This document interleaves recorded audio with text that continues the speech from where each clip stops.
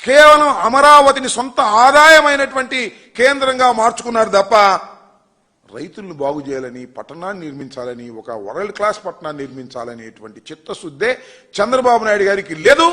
ఆయన నిజస్వరూపం ఏంటో రైతులకు ఇప్పుడిప్పుడే అర్థమవుతుంది, రాబోయే కాలంలో మరింతగా అర్థమవబోతుందని కూడా ఈ సందర్భంగా నేను చెప్పదలుచుకున్నాను. ఇక సచివాలయం గురించి మాట్లాడాలి మనం. ఈ సచివాలయ నిర్మాణం కోసం చంద్రబాబు నాయుడు గారు ఎంత ఖర్చు పెట్టారో ఒకసారి చూడండి.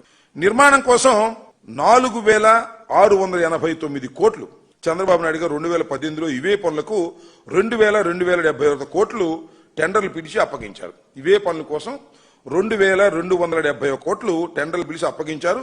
ఆ డబ్బులో కొంత ఖర్చు అయింది. అదే ఇందాక నేను చెప్పిన పునాదులు గినాలు కట్టారు.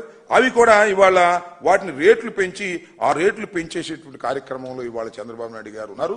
కేవలం రాజధానిని ఏదో ఒక విధంగా పూర్తి చేయకోకుండా అది ఒక సీరియల్ కథలాగా నడిపి దానిలో డబ్బులు కాజేయాలనేటువంటి ఉద్దేశంతోనే ఇవాళ చంద్రబాబు నాయుడు గారు ప్రయత్నం చేయడం చాలా దురదృష్టకరంగా నేను భావిస్తున్నాను.